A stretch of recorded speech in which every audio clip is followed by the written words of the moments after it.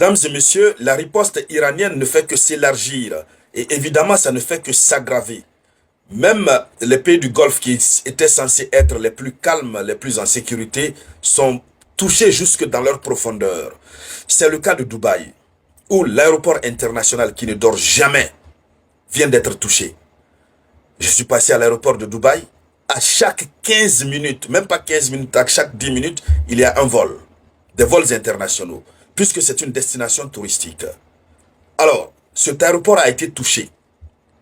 Nous allons voir dans plus de détails tout à l'heure les faits. Qu'est-ce qui s'est passé concrètement? Mais il faut déjà dire que ça fait monter la tension. Parce que la réaction iranienne est en train de dépasser les normes. Les bornes, je veux dire. Pas les normes, parce qu'on est dans la chose, il n'y a pas de normes.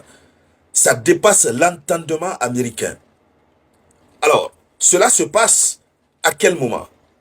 Allons-y dans les faits. D'abord, ce 28 février 2026, l'aéroport international de Dubaï a subi des dégâts lors d'une attaque iranienne nocturne.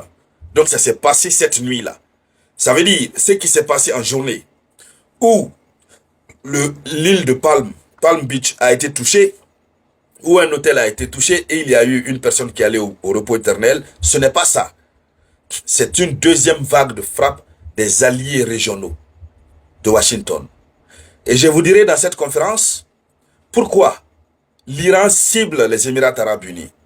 Parce que les Émirats arabes unis collaborent avec Washington, mais beaucoup ne savent pas le fond. Qu'est-ce qui motive l'Iran à frapper jusqu'à cibler l'aéroport? Je vous demande simplement de suivre cette conférence jusqu'à la fin. Et une précision très importante ici, ce n'est pas seulement que l'information qu'on donne, mais on vous permet de comprendre l'enjeu réel, ce qui se passe. Allons-y avec les faits. Donc ça s'est passé la nuit, c'est la deuxième vague. Alors, et l'information, ce sont des sources aéronautiques qui ont donné l'information en ce dimanche matin. Parce que du côté de Dubaï, désormais c'est le matin. Même si l'heure GMT, on est actuellement à 23h00 GMT au moment où je réalise cette conférence. Donc, ce sont des sources aéronautiques qui ont donné l'information. Les autorités ont déclaré que 4 personnes avaient été blessées. Le bureau des médias de Dubaï a déclaré sur X qu'un hall de l'aéroport international de Dubaï a subi des dégâts mineurs, pas des dégâts majeurs, lors d'un incident qui a été rapidement maîtrisé sans donner plus de détails. Ils ont dit que ça a été rapidement maîtrisé, ils n'ont pas donné de détails. Alors, d'autres sources aéronautiques ont indiqué que l'un des terminaux de l'aéroport, qui compte normalement parmi les plateformes aéronautiques les plus fréquentées au monde, et a été endommagé lors d'une attaque iranienne survenue dans la nuit et que les autorités ont publiquement qualifié uniquement d'incident. Donc, ce terminal dont il parle, je crois que c'est le terminal 1, qui est le plus fréquenté, qui reçoit les arrivées et même les départs. Et donc, que le hall a été touché. Mais du côté de Dubaï, les autorités disent que c'est simplement un incident. Alors, à partir de là, il y a des questions qui se posent. Une question se pose d'abord. La première question, pourquoi les autorités de Dubaï sont en train de minimiser? Or, nous avons vu des images circuler, des vidéos circuler, vous en avez vu, où on voit vraiment des dégâts, on nous dit que oui, tout est gâté. Alors, si l'ampleur a été aussi grande et que les autorités de Dubaï, des Émirats arabes unis, minimisent, ça veut dire que les autorités des Émirats arabes unis ne veulent pas de confrontation continue avec l'Iran. C'est pourquoi elles minimisent. Donc, les autorités vont minimiser, appeler les autorités iraniennes pour leur dire, écoutez, tout ce que vous voulez qu'on fasse, on va le faire, mais laissez-nous tranquilles. C'est ce que ça veut dire. Parce que ce que représente l'aéroport de Dubaï, pour les Émirats arabes unis, c'est trop. L'une des ressources, c'est-à-dire, comment on appelle, les recettes de l'État, la richesse de l'État des Émirats arabes unis, en majeure partie, repose sur le tourisme.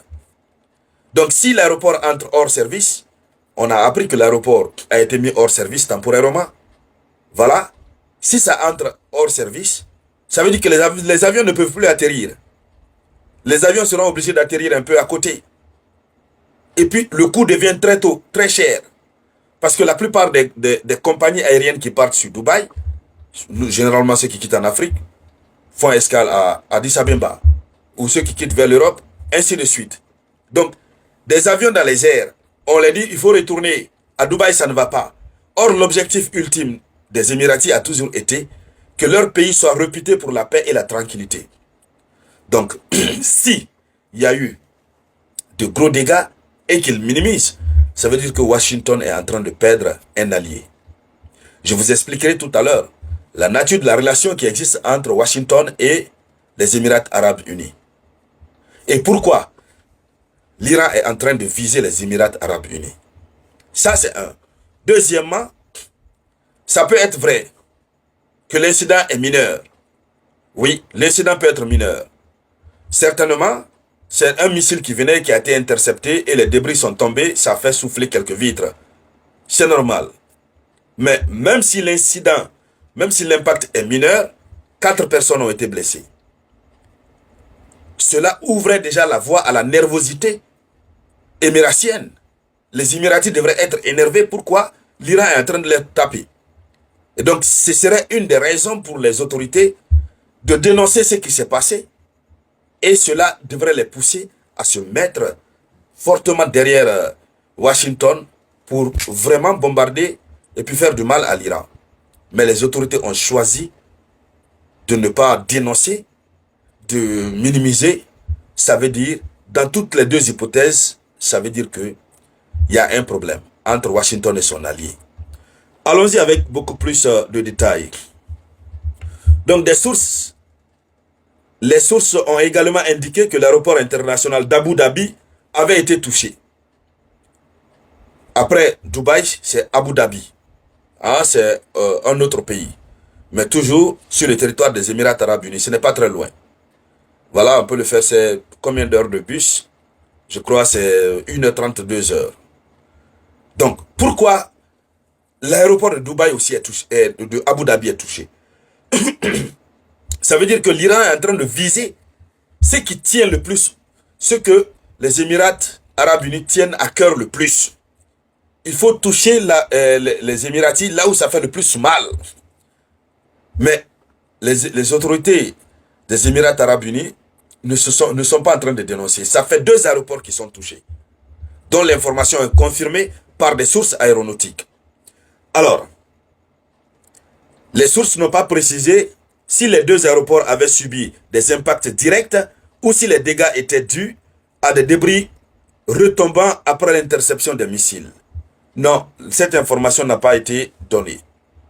Et donc, on ne peut rien dire là-dessus. Alors, en fin de compte, je voulais vous donner plus d'informations, mais c'est bon, on reviendra petit à petit, puisqu'on est pris par le temps. Maintenant, en fin de compte, il y a des relations étroites entre les Émirats arabes unis et Washington. Les Émirats arabes unis sont un allié majeur des États-Unis dans le Golfe. Et actuellement, des installations militaires américaines importantes, notamment la base aérienne d'Al-Dafra, utilisée par l'Air Force pour des opérations dans la région, se trouvent à ce niveau. Donc, Washington et Abu Dhabi coopèrent aussi régulièrement sur la sécurité régionale. Et donc, y compris la lutte contre des groupes armés, des réseaux armés, la prévention des menaces. Et donc, clairement, il faut dire que pourquoi l'Iran s'attaque aux Émirats arabes unis. Donc, dans le cadre actuel, selon les informations, les Émirats arabes unis sont vus par l'Iran comme un support logistique et stratégique des efforts américains. Alors, selon des responsables américains, toutes les bases ou zones offrant d'assistance aux États-Unis ou à leurs alliés peuvent être considérées comme une cible de représailles. Et finalement, c'est ce qui est en train de se passer. Si les représailles devraient se limiter ou viser des sites militaires, désormais ce n'est plus le cas. Et ces frappes régulières sur les aéroports vont révolter les Émirats arabes unis, qui risquent de lâcher Washington, puisque eux, ils veulent de leur paix. Donc la situation est vraiment en train de prendre une autre dimension. Chères dames, chers messieurs, C'était ça la une de l'actualité. Je vous reviens tout de suite avec de nouvelles informations. L'information claire, limpide, bien vérifiée et vérifiable.